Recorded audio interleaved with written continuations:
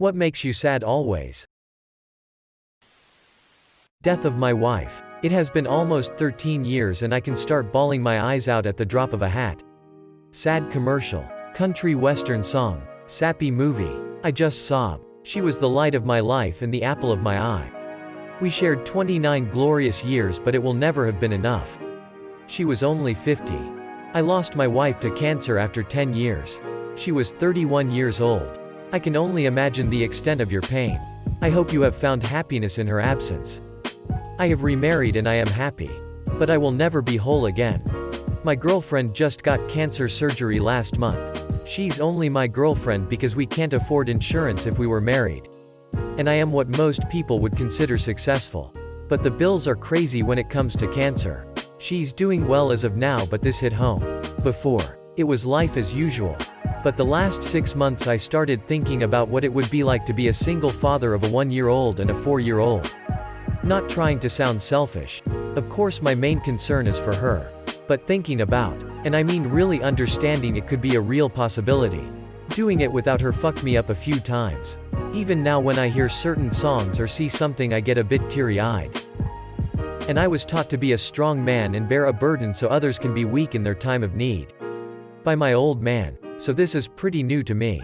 I've had people pass that I've cared about, but this is just different. Pull it back in quick and continue strong for the kids.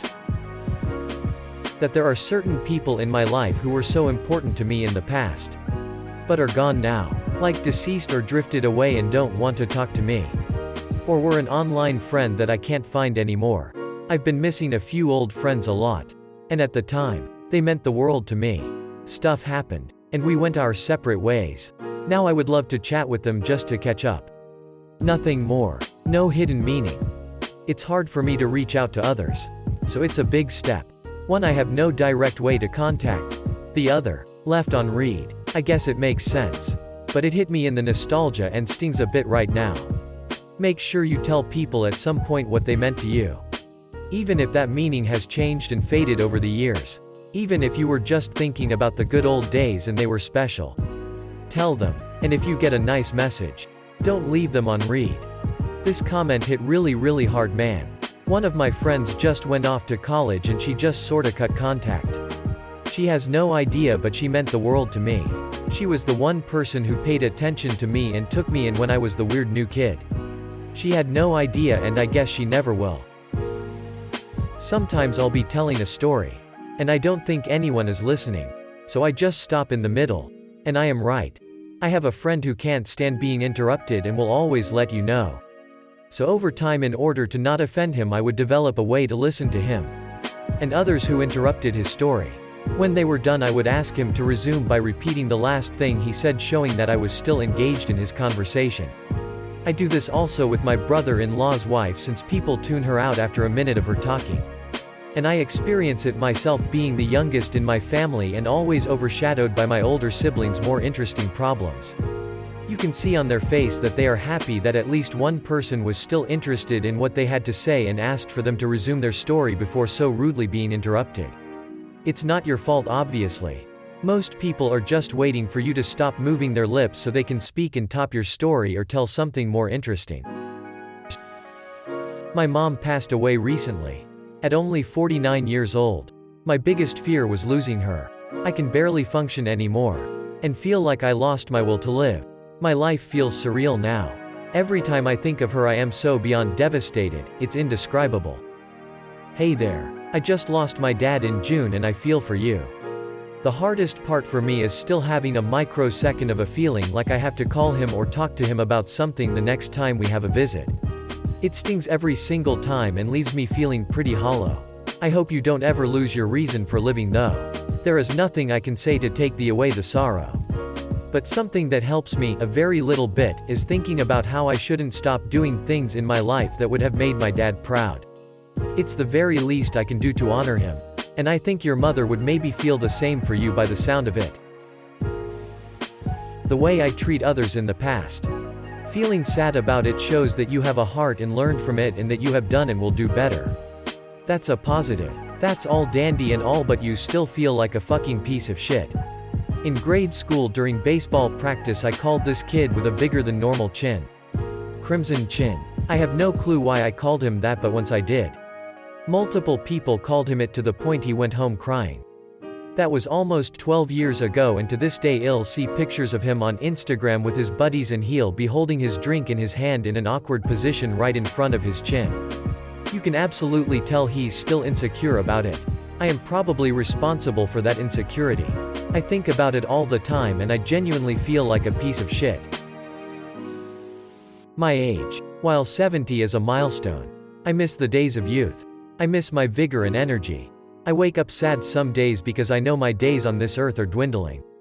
I wish I had done more in life, even though my accomplishments in my career were satisfying.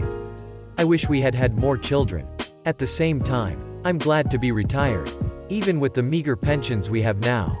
And after 50 years of marriage, I'm glad to spend my final years with my best friend and lover. I'm sad there's just so little time left.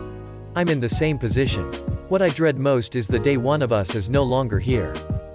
Thinking about that, when I will be lying in bed alone and missing her so much, is almost more than I can bear. On the plus side, it makes me appreciate so much the time we have together. My wife snores a bit.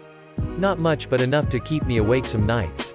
I know I could move to another room, but for me, I'll take being a bit tired tomorrow over sleeping alone tonight. Seeing someone disappointed in mites the same look in their eyes. God. One of the things I most regret is disappointing my second grade teacher. It's been 12 years now and I still think about it. She taught me so many important things in life. I was late to school a lot, so she made a calendar for me where if I go to class on time every day for a month, then she'll buy me a prize. I remember she bought me a Geronimo Stilton book, and another time she got me a sketchbook because I like to draw. She also taught me how to read. We read Charlie in the Chocolate Factory and she'll explain to me what I just read. I could pronounce the words from the page, but a lot of times I didn't know what I just read. She went out of her way to help make me into a better person, and I stole someone's Pokemon cards. I admitted that I did it because I felt so guilty, and I remember the disappointment in her eyes. Probably one of the worst things I could imagine. If I had one chance to fix something in my past, it would be to beat some sense into my 7-year-old dumbass. Not knowing what exactly to do in life. I usually think of that commencement speech turned song. Everybody's free to wear sunscreen. When I feel this way, don't feel guilty if you don't know what you want to do with your life. The most interesting people I know didn't know at 22 what they wanted to do with their lives. Some of the most interesting 40-year-olds I know still don't. Meanwhile, I figured out at 14 exactly what I wanted to be when I grew up, and then spent approximately 20 years building a career that was crushed over a weekend when COVID showed up. 38 and back to the drawing board with data entry and reception jobs. Yay. If it turns out that the only other things I'm any good at also make me fucking miserable, I'm going to be pissed at the universe. Seeing pictures of my dad. My parents divorced when I was 3. And courts didn't allow a lot of visitation time for my dad. He finally got me out of a bad situation with my mom when I was 15. And got me back on track. He died a few years later. And I always feel like I got cheated out of having him in my life. I'm sorry. Just makes that time more valuable and memorable. My oldest sister died 3 years ago. She was 33 and I was freshly 18. With the age gap, our relationship was hard and she always sucked ass at showing up. Finally got to a point in our lives that we could have an adult relationship. And I'm telling you, man, all I ever wanted growing up was to be like her and be with her. But we finally get to that point. And she died of liver and kidney failure. Couldn't stop drinking. I get a huge mix of sad and angry emotions over it. But instead of still being mad and upset that it happened, I've learned to cherish the memories I have with her and the time I had spent. I learned from the mistakes she made. I know our situations aren't really close to the same. But I too feel cheated out of having her in my life. But you have to move on from that and hold on to what you have. He got you back on track. Stay on track and be the best you that you can be. Cherish the years you had with him and regret nothing. Death is very hard and fucked up, but it has to make us stronger in the end.